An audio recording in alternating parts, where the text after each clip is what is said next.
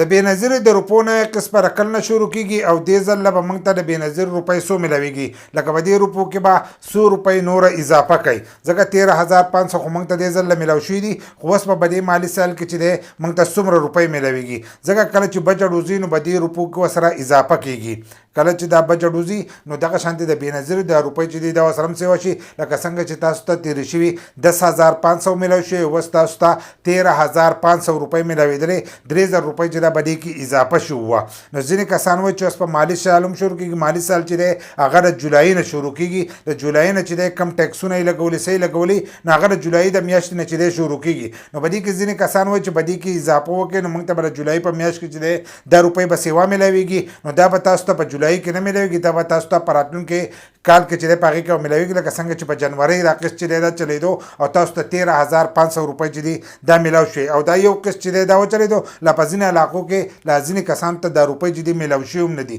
نو 13500 روپۍ چې دي دا به تاسو ته ملاویږي او کله چې بجټ وځي نو د هغې نه وروسته به د دې پته لګي چې په دې کې څومره اضافه راوستې ده او تاسو ته څومره روپۍ چې دي دا ملاویږي خو هغه به هم تاسو ته په جنورۍ کې ملاویږي لکه راتلونکې کومه جنوري چې ده په هغه جنورۍ کې به تاسو ته ملاویږي چې څومره پکې اضافه وشوه که 1000 پکې وشوه که 2000 پکې وشوه او که 3000 وشوه او که وایي پکې نه کړه نو بیا به تاسو ته دغه 13500 روپۍ چې دي دا ملاویږي په دې کې ځینې کسان دا تپوس کوي چې نوې قسط به د کل نه شروع کېږي لکه ځینې کسان دي هغو روپۍ راغستې ځینې خو داسې دي چې هغو ته تر اوسه پورې دا 13500 روپۍ چې دي دا نه دي ملاو شي د هغو په علاقه کې دغه روپۍ نه دي شروع شي نن او سبا کوي وایي دا به اوس شروع کېږي او دا به په پلاني تاریخ شروع کېږي خو تر اوسه پورې نه دي شروع شي کېدای دا ویډیو تاسو ګورئ او تاسو خپلې روپۍ راغستې خو کومو کسانو چې روپۍ راغستې دي نو هغه بار بار دا تپوس کوي په دې کې ځینې کسانو په جنورۍ کې خپلې روپۍ راغستې د هغو 5مه 6مه میاشت ده هغه بار بار دا تپوس کوي چې نوی قسط چې دی دا به رکل نه شروع کېږي ځینې کسان وایي د دې ځل به موږ ته ډبل قسط ملاویږي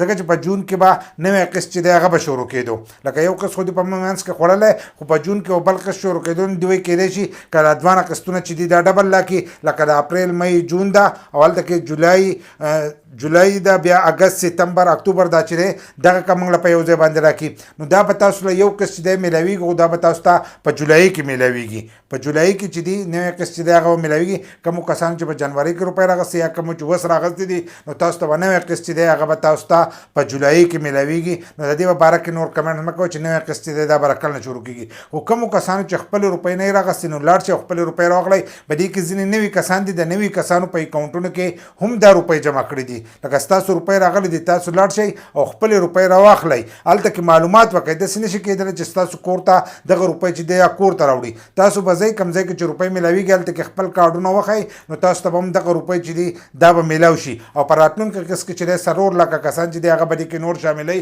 نو هغې کسان ته به هم دا روپۍ چې دي دا به میلاویږي نو په روپو کې هم اضافه نه راشي او نوی قسط چې دی هغه به تاسو ته د جولای نه چې دی وروسته میلاویږي